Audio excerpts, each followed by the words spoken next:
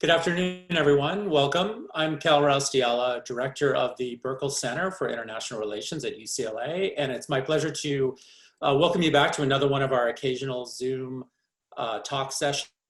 Today, as you know, we have a very special guest who I'll introduce in a moment, Lieutenant Governor Eleni Kounalakis. And we will use our usual format for today's event, which will follow an introduction by me to the Lieutenant Governor. She will speak for a few minutes. She and I will then have a conversation about California's international engagement. And then I'm going to open it up to questions from all of you, which I will read and she will answer. And so I encourage you to please do send in questions using the Q&A feature. You can send them in starting now throughout the talk as you like, and we'll field those and we'll wrap in about 1 hour. So let me introduce our special guest. It's really an honor to have Lieutenant Governor Kounalakis with us. She is the 50th Lieutenant Governor of the state of California, the first female Lieutenant Governor of the state of California. She has a career in international affairs, previously had been ambassador to Hungary under President Obama. And so she, in addition to many other international activities she's done over the years, she came into this position with a fair bit of understanding about diplomacy and how America's engagement with the world works. And she's continued to play that role in her current position as Lieutenant Governor, where she has really been leading California's efforts overseas and vis-a-vis other jurisdictions. And that will be our topic for today. So with that, I'm going to turn the microphone and the screen over to the Lieutenant Governor. Please join me in welcoming Lieutenant Governor Eleni Kounalakis. Well, thank you very much, Cal. Thank you, Professor Raustiala. It's great to be here with you and everyone at UCLA at the Burkle Center. I'm a big fan of UCLA. As part of my responsibility as Lieutenant Governor is sitting on the Board of Regents of the University of California. And I miss being in UCLA. We have meetings down there. So it's great to be with the community and supporters, students and faculty of the Burkle Center. And I look forward to a time when we can all be back together in person. So as Cal mentioned, as a former United States ambassador, I came into my position of Lieutenant Governor with a very different background than anyone else who has served in this position, or really anyone else I think that's ever served in statewide office in the state of California. I came into it as a seasoned diplomat and a former U.S. ambassador. So the governor asked if I would continue to work in that way at the subnational level as his representative and California's representative for international affairs and trade. So just a few weeks after we both were sworn into our respective new jobs, he signed an executive order and gave me this portfolio. And I will say it's been great to partner with the governor in this way, unique. Really, there's never been anything quite like it. And I think it's really a testament to the fact that Governor Newsom is always eager to put people to work if he feels that someone can get out there and do something and in a way that is consistent with mutual goals and his vision for the state of California, which he often says, and I'm sure many of you have heard, he views this state as a nation state. And we can talk a little bit more about that maybe later, Cal. But over the course of the last year and a half now, our work together and my leadership, my office's leadership in this space of international affairs and trade has pretty much centered on three kind of organizing priorities. The first one, of course, is trade itself. California, going into this pandemic, was the 5th largest economy in the world. We're determined to come out of this crisis, if not the 5th largest, maybe even doing better. But trade is extremely important to us in our state. In fact, foreign direct investment supports 1 out of 5 jobs in our state, including about 200,000 jobs in agriculture. And two-way trade between California and other countries in the world, totaled about $600 billion. So that is an obvious area of engagement for us. Though, of course, we don't set trade policy for ourselves, the federal government does that. There's a lot that we can do at the subnational level to promote trade and to deepen our relationships with our trading partners.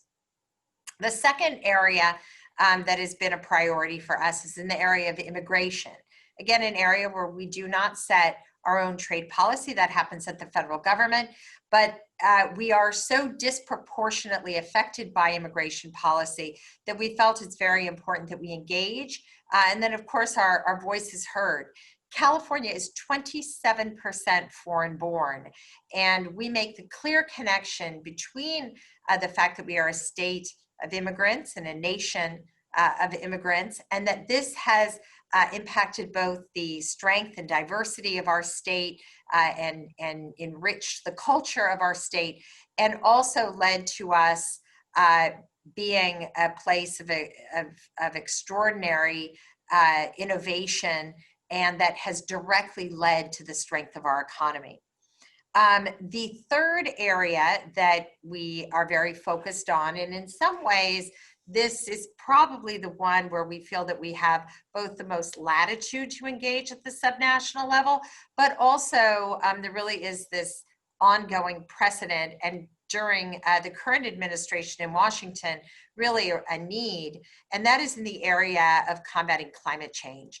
So even before this year's fires, we have seen the impact of climate change in the persistent droughts, the changing temperature that has affected our ecosystems. And then, of course, this year's fires, which have been already absolutely devastating, and 5 of the 6 largest wildfires in California history have happened already this year. So those are the 3 areas that we are focused the most on. And again, in our Q&A or our discussion, Cal, we can maybe go into those a little bit more.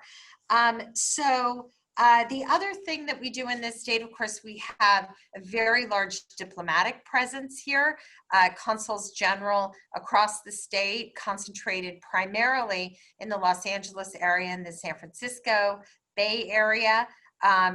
But the consular corps is always eager to engage with us at the state level. And frankly, we felt that that work had been not as robust as it could be and should be. So this administration and our partnership has really led to California rolling out the red carpet and ensuring that our foreign partners know that we are here, that we are eager to engage, and we really have ramped up our engagement with the diplomatic corps and our international dialogue through the presence of the consuls general here in the state. And then I thought it might be useful just at the top of this to say a word about COVID and the impact of COVID on California. I know it is no small thing that California was the first state in the country to issue a statewide stay-at-home order. It just underscores the fact that leadership here listens to scientists, listens to public health officers, and as soon as it was made evident to us that COVID was as much of a threat to the health and welfare of our people as they knew it was, we did not hesitate to issue that stay-at-home order.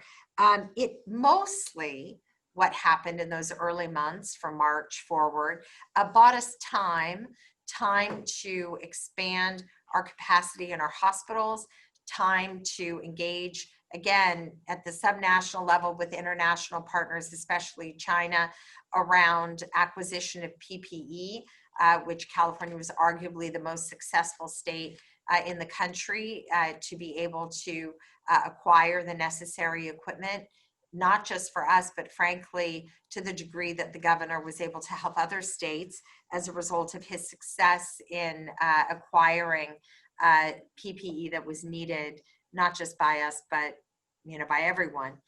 And it also allowed for time for our research hospitals, our incredible biotech industry, to get to work on therapies. For those of you who don't know, remdesivir, which so far is one of the very most effective therapies that are being used to treat patients, was developed by Gilead, which is a California company, and our University of California hospitals were engaged in trials and in treating patients with that important therapy. The other thing, of course, is we've ramped up our testing significantly.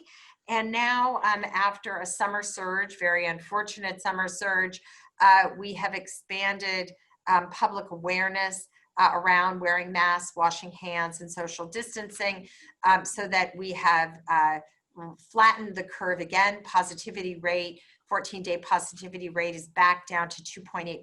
Actually, that's even lower than we've had from the very beginning. And we're reopening again, but again, with this awareness of the importance of the protocols in place. And now, of course, we have to focus on doing the best we possibly can to deal with this significant economic crisis that COVID has brought on. The good news is that we have seen numbers, unemployment numbers for August as dropping from the height of over 13% unemployment, now down to around 11%, still terrible for our state, but showing that our dimmer switch approach to reopening is having a positive impact. And the more that we are able to safely bring back jobs, the more that we will be able to drive down that unemployment rate even more. Meanwhile, we are continuing to face challenges to our budget. From the governor's budget in January to the May revise, the legislature and the governor needed to fill a $54 billion budget hole. But going into this crisis, our economy was so strong. We had a surplus and a rainy day fund, which have allowed us to weather the storm. But again, significant challenges ahead. We have 9.5 million people on unemployment in the state of California. We have had a tourist industry that has really been just decimated. Tourism spending is expected to drop by half in 2020 to down to about 75, about half of what it was year on year. And we're looking at about 600,000 jobs lost in the tourism sector as a result of COVID-19. This has a big impact on our cities and our counties and our local government not having access to those hotel tax dollars that are so important. So we're continuing as a state to urge the federal government for an additional package, economic stimulus package, in order to be able to help our cities and counties. And then, of course, the governor's task force for the recovery is something that I'm very honored he asked me to serve on. Some of the most high-level volunteers I've certainly ever worked with, including Tim Cook of Apple and Janet Yellen and so many other Californians that rose to the occasion and put themselves forward to help support the governor in this state in our recovery. So that's a little bit about the view from the LG's office, kind of in the context of the work that we do in our international engagement. And so Cal, I look forward to our conversation. Great, thank you so much, Lieutenant Governor. That's a terrific overview and start. There's a lot we can talk about. And I'm sure we will cover a lot. So one thing I should just clarify for people who maybe aren't familiar with California's structure is that while you work very closely with Governor Newsom, the two of you did not run as a ticket. That's not our way. It's actually a separate thing. And in the past, there have sometimes been lieutenant governors who are, let's say, adverse to governors and vice versa. That's luckily not our situation now. And you seem to have a good working relationship with him. So, yeah, that's true. It is a new model, but you know, Cal, people in this state want to see their elected officials working together for their benefit. And I've known the governor for a very long time. I always knew he'd be governor. I never thought that I would be his lieutenant governor. But we do have a good working relationship in these areas, and it's great because, as I said, I think what people out there really want more than anything is to see their elected officials working for them. Absolutely. So let's turn to some of the things that you mentioned in your opening remarks, and maybe we could start with climate change, because I think given the situation with fires that you mentioned and we're all very aware of, climate's on everyone's mind in California. So in terms of what California can do, one of the things that's going to run through our conversation today is the tension between what the federal government can do and has maybe unique abilities to do and what we can do as a state. Climate change is one of the areas where we have really been a path-breaking state and a pace setter. Many jurisdictions around the world look to us, and we in turn cooperate with them. And so I'm curious, going forward, what are the steps that you see us taking with climate, given in particular the lack of forward motion in Washington? So what can we expect to see? So there's a lot that we have been able to do over the last 4 years. And you know, this is a bipartisan issue for most Californians. Arnold Schwarzenegger was actually the one who really took those first steps to make climate change a priority for the state. Of course, Jerry Brown built on that, and Governor Newsom as well. But we have very ambitious goals. Our 2045 goals to be carbon neutral are very ambitious, and we also have to have a pathway to get there. It's one thing to say, okay, this is our goal for 2045, that's 25 years away. Now everybody can put it on their resume that they voted for it, and that's the end of the story. No, we are obligated to show a pathway to get there and to take steps along the way. So for those of you who were watching last week during Climate Week, hopefully you saw the governor's executive order that mandates that by 2035, all new cars in the state of California that are sold here must be zero emission vehicles. It's a very, very big deal, but we also know that the industry is ready for it. We have a big part of the industry here in California. We have 34 companies manufacturing or engaged in the space of electric vehicles. Electric vehicles are our number 2 export out of the state of California. Thank you, Tesla. But that's a very big thing. We have more than 500,000 electric vehicles already on the road, and we're just getting started. So we know the technology is there. We know that the cost is becoming more and more efficient all the time. Of course, we're going to have to rely on consumers to get behind the wheel of these and realize they're great. And I think that it's critically important that people know that we cannot get to our 2045 goals of being carbon neutral unless we deal with the fact that 41% of our greenhouse gas emissions in the state of California come from passenger vehicles. 41% of our greenhouse gas emissions in California come from passenger vehicles. So it has to be done, or we won't meet those goals. And I'll tell you, as someone who's been driving hybrids and ZEVs now for the last 18 years, I just really encourage everyone to go get behind the wheel of one. They're not from Mars. They're great cars. And I'll tell you, my husband got a Tesla last year, and I just think it's the most incredibly fun car to drive. But you know, I had a Honda hybrid for a long time. That was a great car. So this is it. It's real. We have to leave combustion engines in the past. And I think they should have been left in the 20th century entirely. But certainly it's time to get serious about this and make sure the transition moves forward. Now, there are other things as well. I mean, you talked about this tension between the federal government and the state government. Right now, the federal government is trying to direct the United States out of the Paris Accords. California is squarely in them.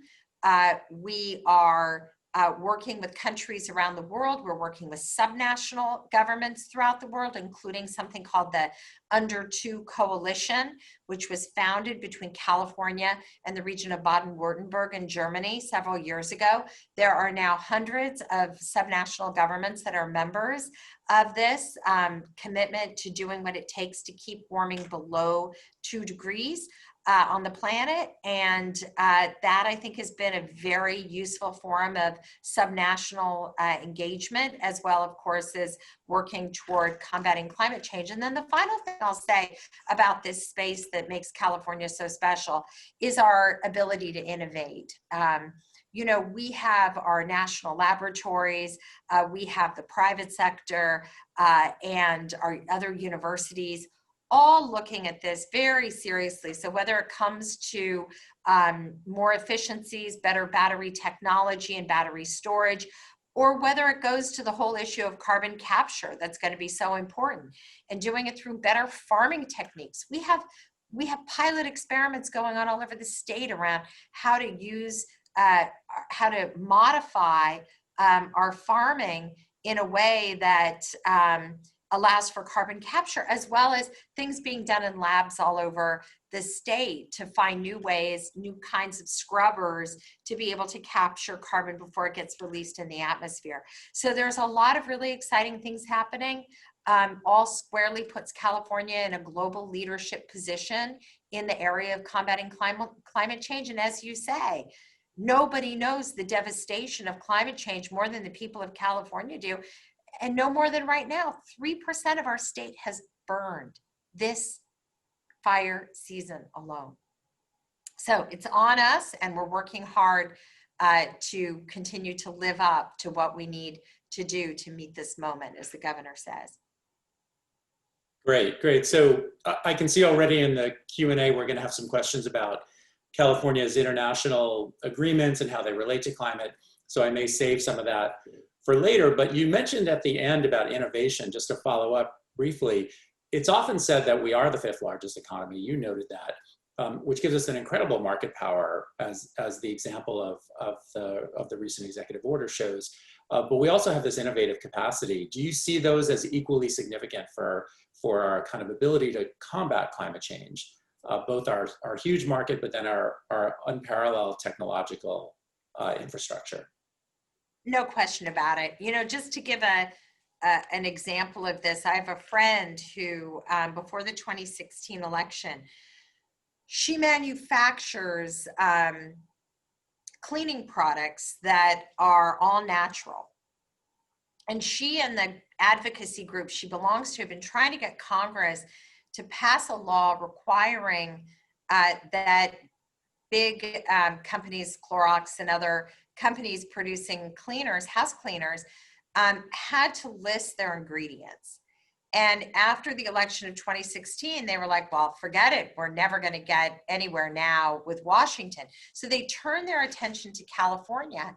And within about 6 months, they had a bill. The bill was passed and signed. And starting in January, I believe it's January of this year, that requirement will go into effect.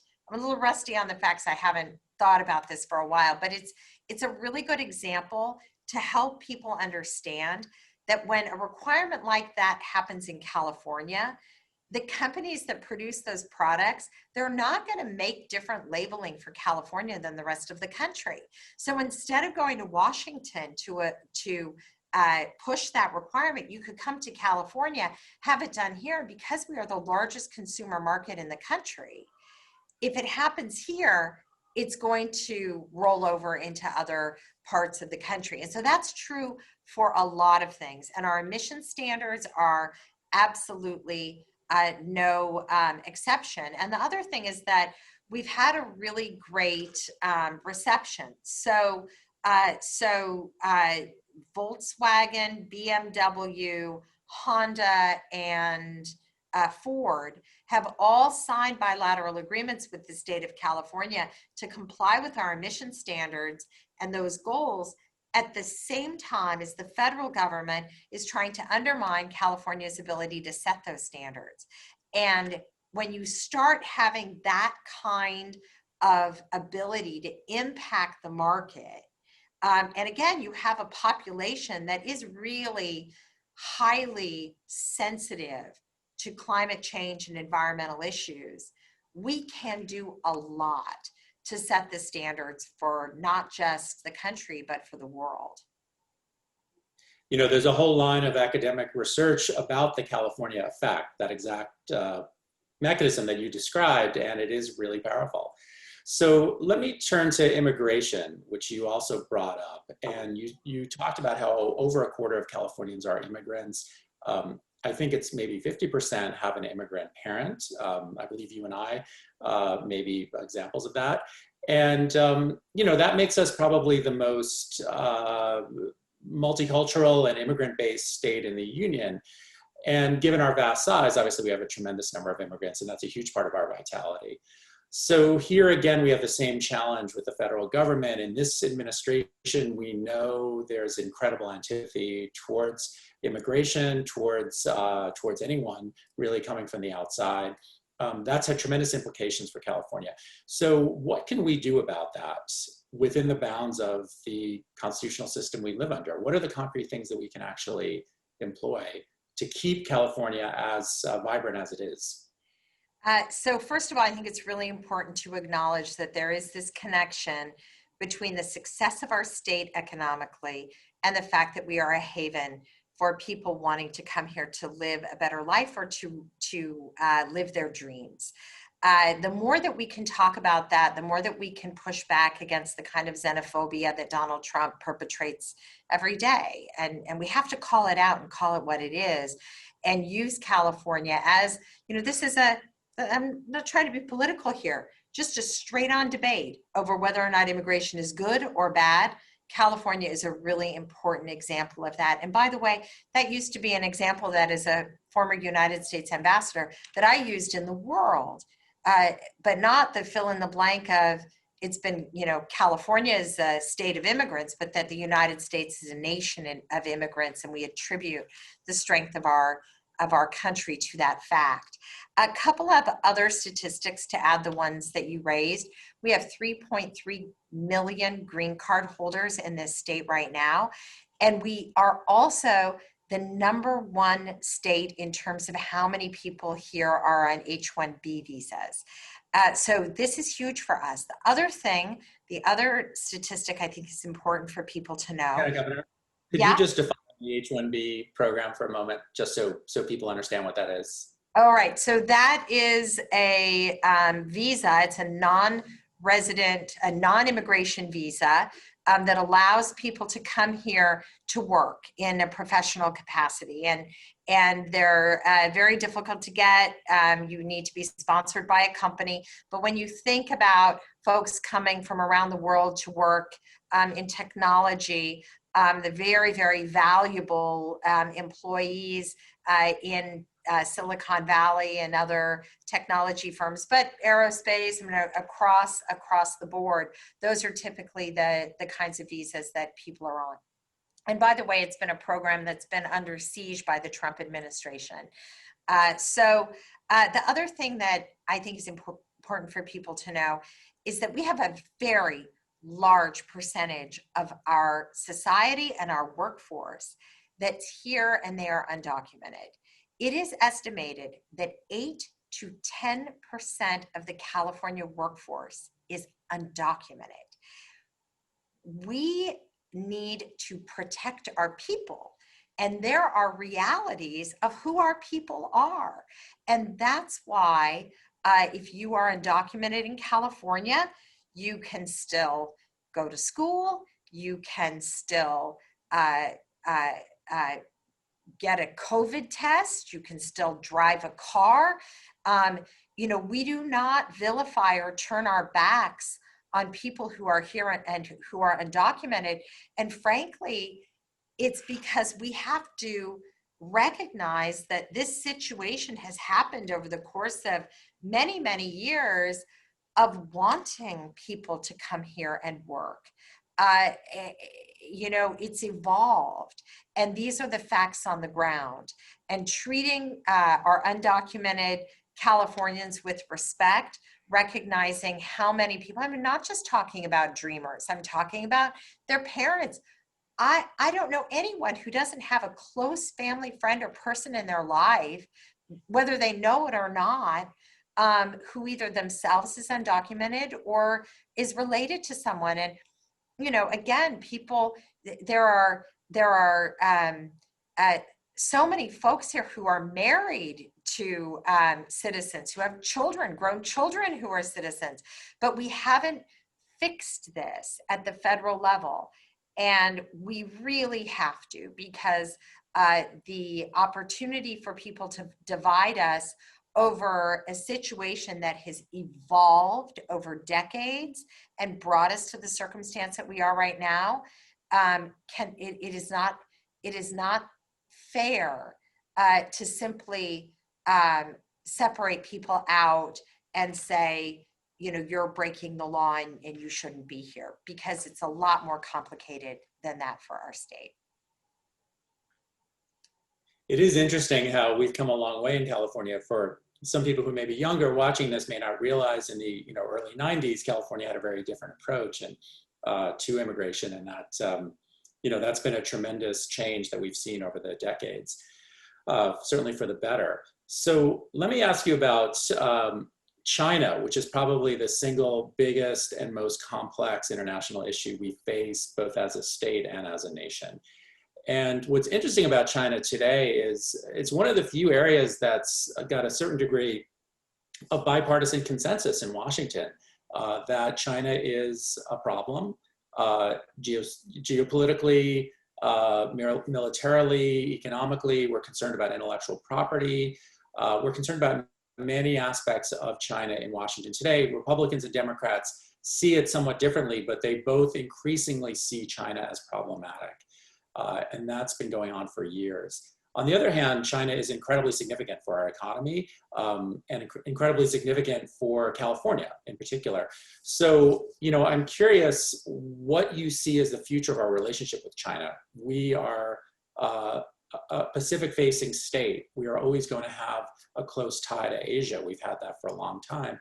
China is obviously the single biggest nation, single biggest economy that we deal with. So what can we expect in the coming years, and what should it look like, that relationship? So first of all, you're absolutely right, Cal, and I know you live this every day. California is on the Pacific Rim. We have a very large percentage of our people, of our population in California, are Chinese American, and our economy has been very largely reliant on bilateral trade, and the activity in our ports has also been largely driven by being a destination location for goods coming from China into the United States.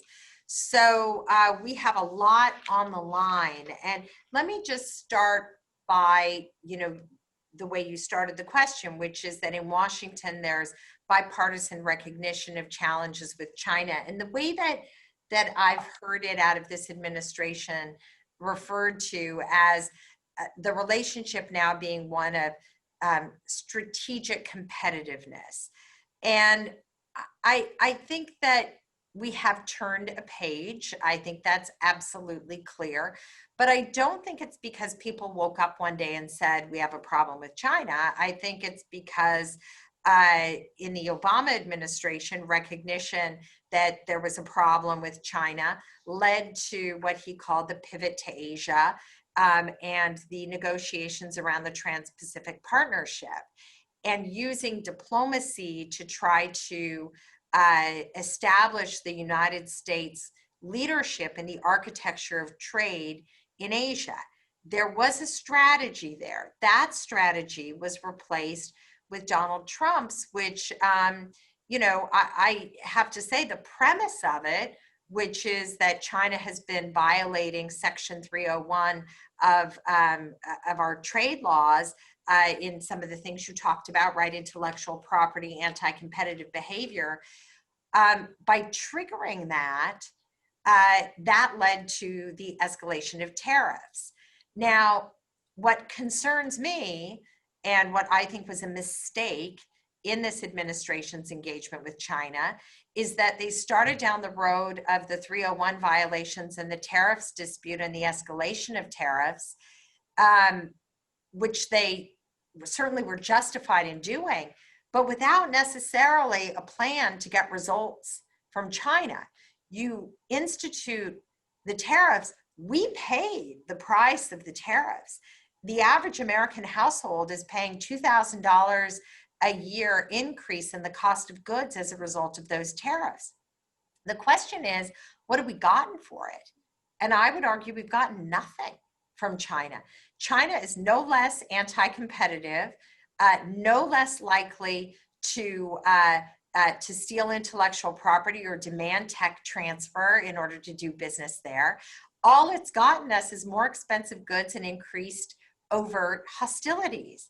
What we need is a cohesive policy to deal with China in a way that will not be so one-sided in terms of costing us for what? To make a point? So that is my criticism. And I think that, again, you can't backseat drive international relations. It has to happen out of Washington, D.C. But one of the things that I've heard many times out here in California is that we're just not as xenophobic as the Eastern Seaboard, probably because we have so much diversity in this state, probably because we have such a deep trade relationship, probably because we are on the Pacific Rim. And I think it's a good thing that California's posture around this is not to be xenophobic, but rather to try to keep good relations. That can only help over time. Now, that doesn't mean that we are susceptible to be being peeled off from U.S. leadership. That's certainly, again, I'm very sensitive to that as someone who represented the United States. We are the United States of America. But at the same time, having the ability to play a role, to participate and partner where we can, to keep those person-to-person relationships strong, again, whether it's family or business, or frankly, the extraordinary exchange that we have with our students, which mostly has been extremely beneficial for mutual understanding, we should continue to do so. So that is why, by the way, I went to China in 2019, right after I was sworn in, not too long after. I went for a Belt and Road conference. I worked with the China desk at the State Department before I went. I went to the US Embassy in Beijing, and I kept a very narrow focus on urging China, as California can, to invest in projects in a way that would combat climate change and recognize the importance of combating climate change. But there is a way to speak and to engage around our priorities without being subversive. And that is very much what we have done over the last 4 years. I think certainly I can say over the last 2 years when I've been in office. But there's no question that whoever the next president is, there's a lot of work that's going to need to be done in this new environment, and it is going to require a great deal of comprehensive diplomatic work. And I think we're all looking, hopefully, to a future where we can work through some of these very, very difficult differences and different viewpoints that we have with China. Agreed. I mean, this is a really complicated issue, and I think the next president will have to grapple with this. And certainly, I'm not going to defend the Trump administration's stance on this. I think your criticisms are really apt. That said, it's not an easy question to answer what our approach should be, what our approach as a state should be. Let me just ask one quick follow-up before we go to audience questions on that. One thing we didn't talk about was human rights, and China is an example where we've seen a lot of heat come down, most recently towards Hollywood with regard to collaboration with Chinese government entities, let's say in Xinjiang and elsewhere, from the right, but also sometimes from the left. And so it's an interesting example, again, where you see a certain amount of bipartisan agreement, or let's say across the political spectrum agreement, that China has serious human rights problems that we should address in some way. The problem is what way? So is that something that we as a state should be weighing in on? Or is this something where it's really a national issue and California doesn't have a stance? You know, it's a very difficult issue. My view, and this is the piece I think is not difficult at all, is that elected leaders, and I certainly take this upon myself, independent of anybody, as a separately elected, you know, from the governor, anybody else, our values should always be, and my values certainly are, to promote human rights and to fight human rights abuses around the world, to condemn them and to recognize that we should not be benefiting, whether it's through cheap goods or through great movies, from the exploitation or the violation of people's basic human rights in China or anywhere else. I think that it is a very different thing for Hollywood to have to confront these things. Typically, people in private business are out there just operating in private business, and it is up to the federal government, certainly when it comes to our policies of what Hollywood or the garment industry or any other industry should be doing. But I think that it's also up to us and our communities as civil society leaders to increase the awareness of the kinds of things that are happening. Because I think that if executives are making decisions and they kind of know there's something going on with the Uyghurs, but they don't really know why this isn't okay, it's up to community leaders and civil society leaders and professors and human rights advocates to make sure that they do know in advance. And that is something I think that that California does well, but needs to do more of in light of the growing kinds of human rights abuses that we're seeing around the world, whether it's in China or anywhere else. Great, fantastic. So let me turn to questions. We have a lot of questions that have come in, some directly related to topics we talked about. So let me start with one on climate change. So the question is, California's climate agreement with Canadian provinces contradicts President Trump's climate change policy. Is it appropriate for states to engage in foreign agreements that contradict federal government policy?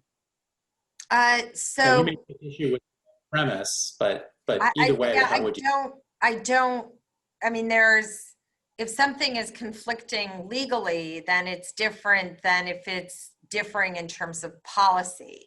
So Donald Trump is pulling back from the Paris Climate Accord.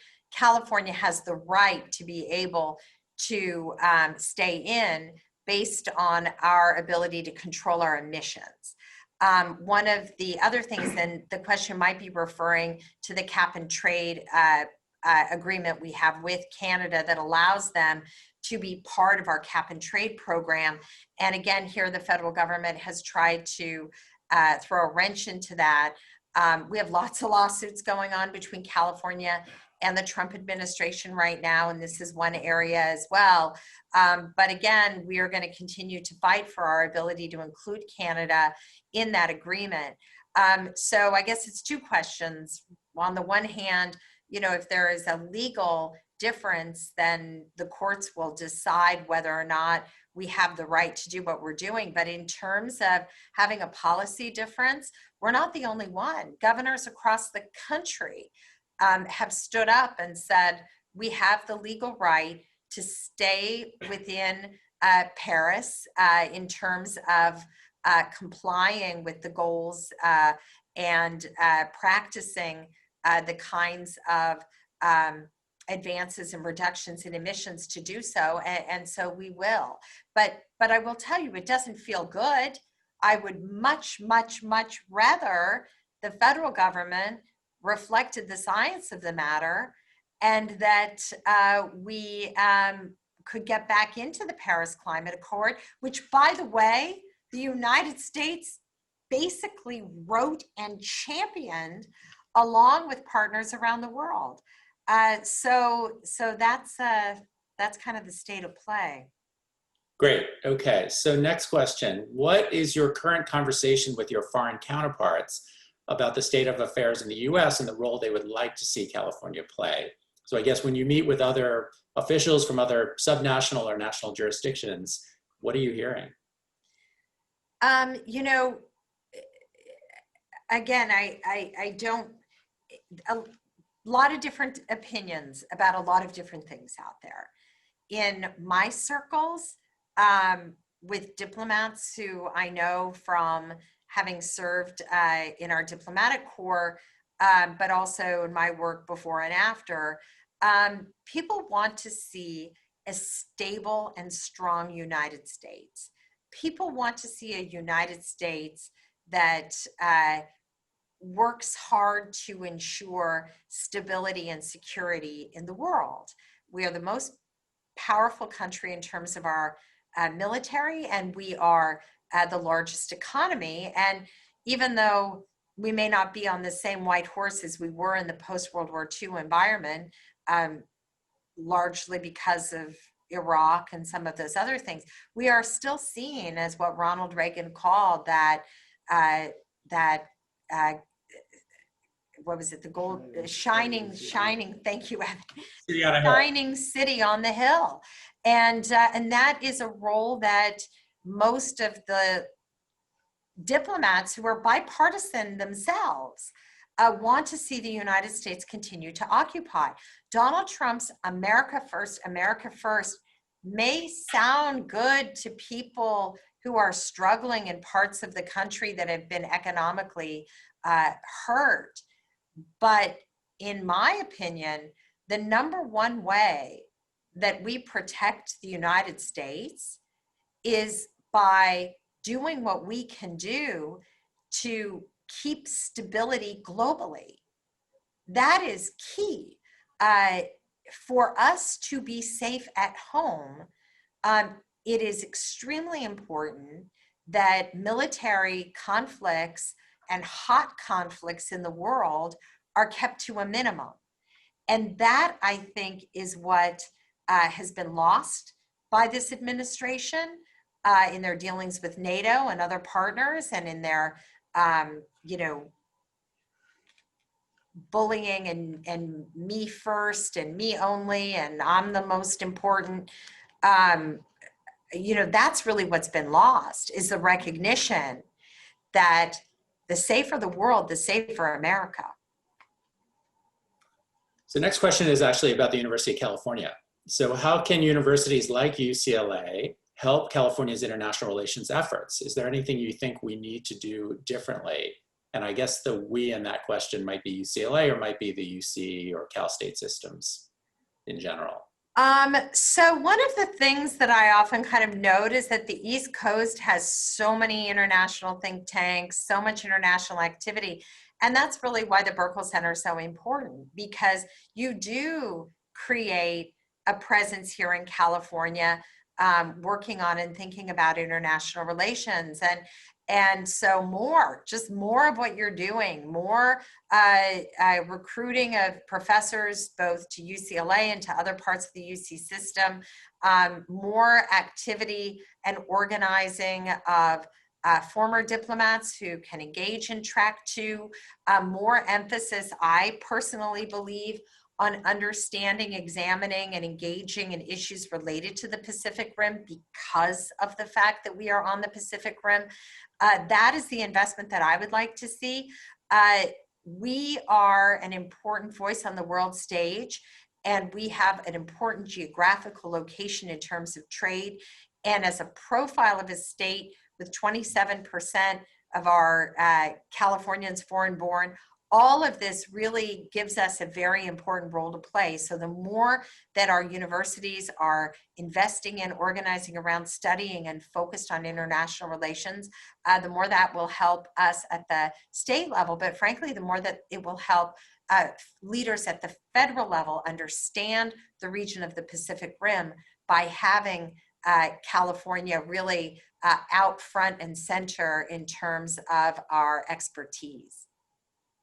You won't be surprised that I'm completely supportive of that. And I think we I think we really do lack, I've seen so many people, as you have, I'm sure, come back from very interesting and important careers globally in Washington. They come back to California. They're looking for some way to keep using their expertise. We don't really have the infrastructure for that. The think tanks are not here, as you say. Our universities personally I think can do more. So I think that's a terrific idea. Take me on the road, Cal. Fantastic. We'll talk about that after this. So this question's a little offbeat. I don't even know exactly what they're referring to, but you may. So the question is, I've been seeing signs for the state of Jefferson all over Northern California and Southern Oregon, and more every time I visit. What's going on with that? Are you familiar with that? The double X, XX, so stands for being double crossed. And there are people up in Northern California who want to be their own state. So this has been going on for some time. And you guys, a lot of you are down in Southern California. There are 58 counties in California. The 13 northernmost contiguous counties comprise almost 1/3 of our land area and about 3% of our population. It is a very large rural area. Not surprisingly, it is very conservative, and their representation as a result is not always, and this is something that I've talked about quite a bit when I go up there. They elect representatives who are in the minority in Sacramento, and their voice isn't always heard. And there are really important bipartisan issues related to that place. Certainly wildfire response is one of them. But another thing is access to broadband. It's really important that we do more to bring broadband infrastructure up to the northern part of the state for education, for telehealth, for economic development. But meanwhile, they do have some very different ideas, and there is this movement that, again, has been going on for a long time around breaking off and becoming the 51st state, the state of Jefferson. And it has these roots in legend that they were promised their own state, but they were XX, double-crossed. So look, a lot of really good people up in the north. It is really important to listen to those voices too and hear what their grievances are. It makes us a better, more cohesive state. Yeah, no, that happens. Yeah, that's real. Just to kind of follow up on that for a second, it is interesting. You referred to California as a nation state. The governor has used that phrase. I think Jerry Brown used that phrase. We are enormous within the context of the US. And we have the constant problem of lack of representation in Washington as a result, certainly at the level of a senator. We have 2 senators. There are states that are minuscule. They would be little counties here that have 2 senators. And yet economically, we have all this power. Is there any way to imagine ever addressing that, kind of that fundamental challenge that we're so big within the US, and yet we seem to not have the money? Honestly, right now, we are so underrepresented, and it is harming us. The tariffs dispute with China has disproportionately impacted our economy. Immigration policies are disproportionately impacting us.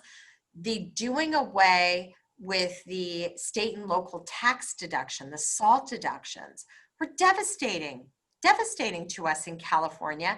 And Trump did it with one fell swoop, with no other purpose that anyone can divine, other than that he wanted to punish California and New York, that of course have benefited the most from the SALT deductions. These things are very, very serious. And if we don't have a Washington that looks to California and recognizes what's good for California is good for the nation, when we are a net donor in terms of our taxes, when we have the largest port complex, when we are the largest market in the United States, when we are the center of innovation in technology and so many other areas, if they are not careful in policymaking in Washington to think about the impact to California and recognize we don't want to harm the economic engine that drives California. It is the economic engine that helps drive the whole country. Instead, we have someone who thinks just the opposite. They don't like me, so I'm going to go after them. I mean, this is a terrible situation to be in. So my view is, Cal, let's solve that problem first. And then let's look at these other questions of what representation looks like, whether it's honestly this incredibly antiquated and, to my mind, thoroughly unfair issue of the electoral college, or other things as well. But I also will tell you this: I am a bit of a traditionalist in some ways. It is important that for our democracy, that institutions that have served us well are maintained, strengthened, and modified as needed. But whereas there may be some things like the Electoral College that really are worth re-examining and possibly, and I believe, changed, there are other things that we want to be careful in order to ensure that we don't give up, we don't take sledgehammers to institutions when they're broken, but rather we work together in as much of a bipartisan way as possible to fix them. That would be great. Well, thank you, Lieutenant Governor, for coming on. We're at the end of our hour, but I really want to express my appreciation for you for doing this, and I know everyone in the audience enjoyed it. So please join us again. Thank you so much. It's great to be with you. I can't wait to be back on the UCLA campus as soon as we're through this really challenging, difficult time. I miss it. Great. We look forward to welcoming you. Okay, thank you. Take care, everyone. Thank you.